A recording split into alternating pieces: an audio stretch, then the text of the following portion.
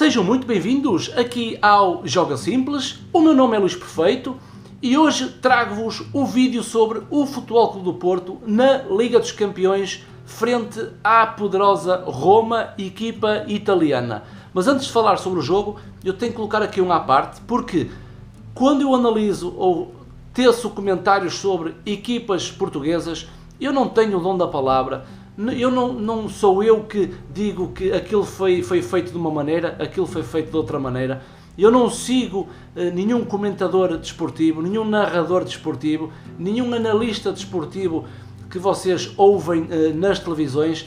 Eu dou somente a minha opinião neste canal e depois espero pelo debate saudável na caixa de comentários. Eu apenas imito a minha opinião. Se eu vir um 4-4-2 e tudo esse lado da câmara se visa um 4-3-3, é perfeitamente normal. Hoje o futebol mudou, são as dinâmicas que fazem com que o futebol seja um desporto espetacular, e então eu posso ver uma coisa, tu podes ver outra coisa, mas os comentários e os debates são saudáveis neste canal. Portanto, diretamente em relação ao jogo do Futebol Clube do Porto para a Liga dos Campeões, de reparar que a Roma investiu até neste momento 100 milhões de euros e o Futebol Clube do Porto investiu 12 milhões de euros a rondar mais ou menos. Ou seja, há um poderio financeiro por parte dos italianos e o Futebol Clube do Porto, com as suas armas, ontem à noite tentou fazer o melhor possível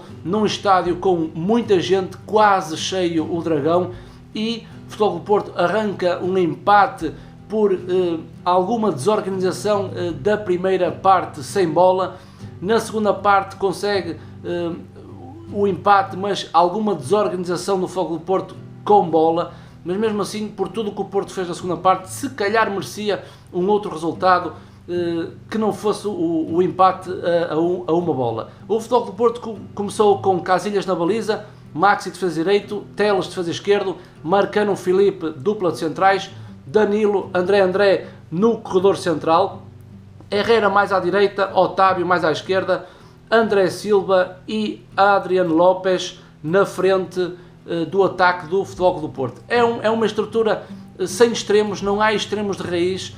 Otávio e Herrera passaram o jogo todo a jogar mais dentro para dar liberdade aos seus laterais. O Futebol Clube do Porto começou mal o jogo, 15 minutos aterrorizadores, porque a Roma esteve sempre em cima do Futebol Clube do Porto, jogou dentro do meio do Futebol Clube do Porto.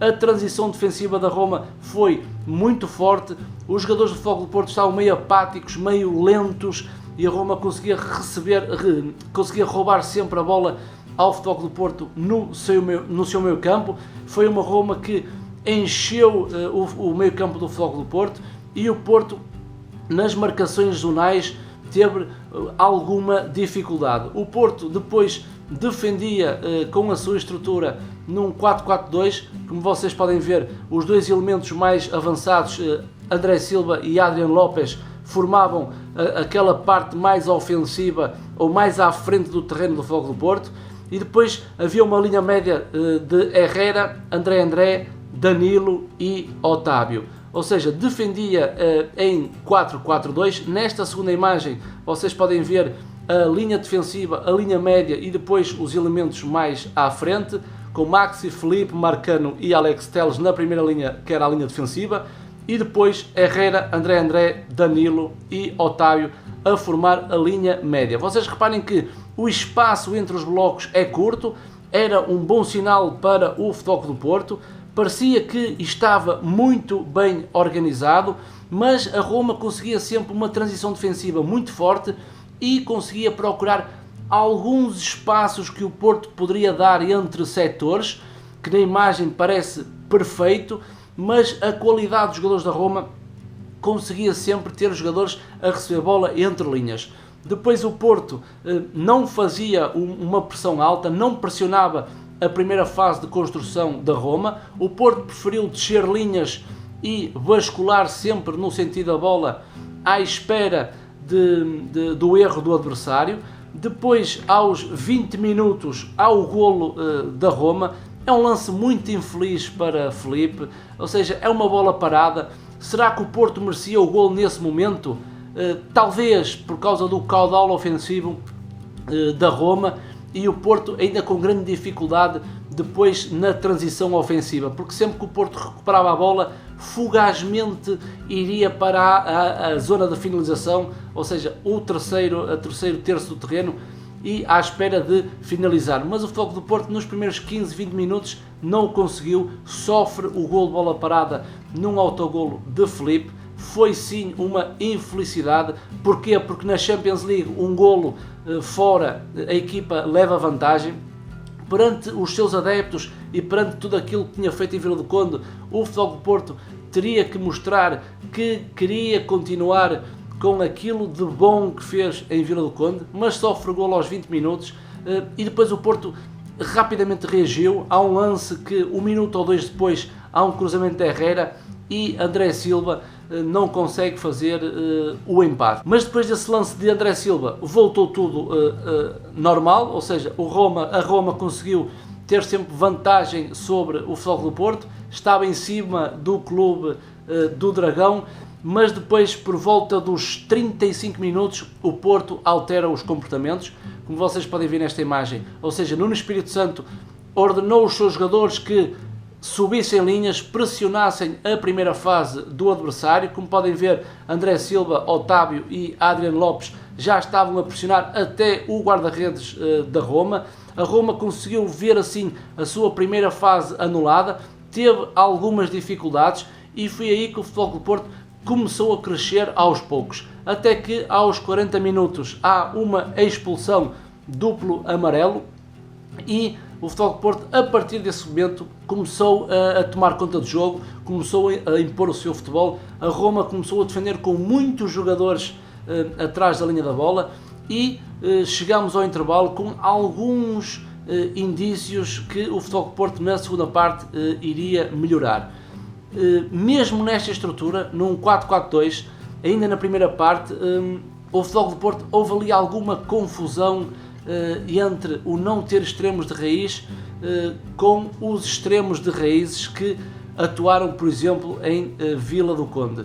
Mas neste jogo, Herrera e Otávio faziam muito o jogo interior e dando sempre os corredores, não só Alex Telles, como também a Maxi. Isso poderia causar um desgaste físico muito grande para os laterais. Vocês podem ver nas imagens que vos apresento, em que do lado direito vocês veem Maxi completamente com o corredor libertado no que toca a jogadores do Futebol Clube do Porto. Herrera nesta imagem estava sempre dentro e depois do lado contrário, como vocês podem ver, o Alex Telles também tinha sempre o corredor à sua disposição, porque os médios alas, neste 4-4-2 eu chamo médios alas, era como antigamente existia o médio direito e o médio esquerdo, e quando se usava muito o 4-4-2, e o Futebol Clube do Porto atuou um pouco assim, só que no desenrolar do jogo e com a posse de bola havia muitas trocas posicionais, não só na frente, André Silva e Adriano Lopes, mas no meio do terreno, André um pouco mais fixo com Danilo, uma alteração que também não percebi, porque em Vila do Conde tivemos Herrera e Danilo, mas agora André e Danilo mais fixos. Na minha opinião, André tem que jogar mais à frente, é o jogador que joga muito bem entre linhas, e houve uma confusão entre o meio campo do Futebol Clube do Porto. Otávio pisava terrenos que não era da responsabilidade dele, mas depois não havia a cobertura também no corredor, na responsabilidade depois no espaço de Otávio. Chega ao intervalo, Nuno Espírito Santo fez alterações na estrutura, na minha opinião muito bem efetuadas. Nuno Espírito Santo passa para um 4-1-3-2, claramente através desta imagem vocês podem ver que vocês têm Danilo como o 4-1, Danilo médio defensivo, à frente uma linha de 3 médios com André, Otávio no meio, Herrera do lado direito e na frente André Silva e o Adriano Lopes. Aqui o Porto melhorou, aqui o Porto foi para cima da Roma, foi um Porto mais a Porto, mas creio que houve alguma desorganização depois com bola. Mas como a Roma já não interessava em atacar, defendia com os homens todos atrás da linha de bola. Vocês podem ver nesta imagem que Danilo está no último terço do terreno, está no corredor direito, ou seja, é um pivô defensivo que deveria jogar fixo, está nesta posição. Reparem que André está ao lado praticamente de Danilo e Maxi mais no corredor mais interior, também para dar uma linha de passe. A minha pergunta é, se a Roma estivesse na disposição de atacar e de fazer mais golos, se a Roma tivesse com 11 jogadores, numa transição ofensiva da Roma, esta desorganização do Porto poderia ter sofrido ainda danos maiores. Porquê? Porque eu pergunto, quem está na zona de Danilo a fazer a cobertura? Quem está na zona de Maxi a fazer a cobertura? Ou seja, era um futebol muito com o coração do Futebol Clube do Porto na segunda parte, consegue igualar através de uma grande penalidade que para mim é penalti. André Silva foi chamado à marcação e o menino está para ficar no Futebol Clube do Porto, não falhou, foi uma penalidade muito bem convertida e dando o empate ao Futebol Clube do Porto. Na segunda parte não há muitas coisas a falar. Porquê? Porque só deu Futebol Clube do Porto. Foi um meio campo em que só se jogou no da Roma. O Futebol Clube do Porto tentou de tudo, teve várias oportunidades de golo.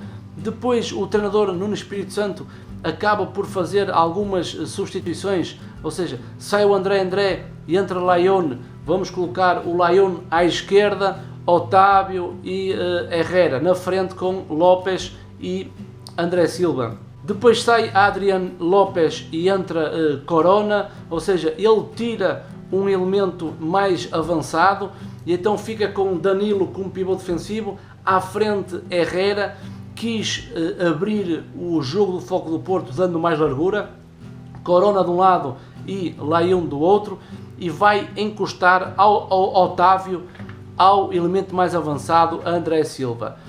Depois sai Otávio e entra Evandro, já numa fase tardia, aos 83 minutos.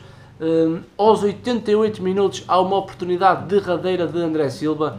Eu acho que ele quis rematar a bola com o pé contrário, mas infelizmente não conseguiu fazer o golo que daria a vitória ao Futebol Clube do Porto. Era importante ganhar e ir para a Itália. 2-1 para o Porto já tinha a vantagem de mais um golo. 1-1 é um resultado muito perigoso.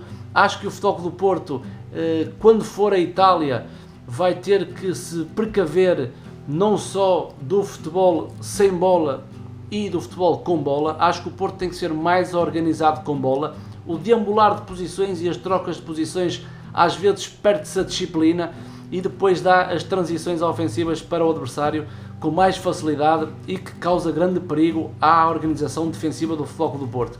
Depois, sem bola, tem que estar também organizado, tem que fechar os blocos, os 3 blocos, não dar jogo entre linhas e ser uma equipa muito pragmática. Eu gostava que o Futebol Clube do Porto continuasse nesta competição, na Liga dos Campeões. É uma pena se não tivermos mais um clube português, mas acreditando sempre que o Futebol Clube do Porto possa ir à Itália fazer um grande resultado. Da minha parte, malta, espero que tenham gostado do vídeo. Grande abraço, subscrevam o canal, partilhem o vídeo e até uma próxima oportunidade.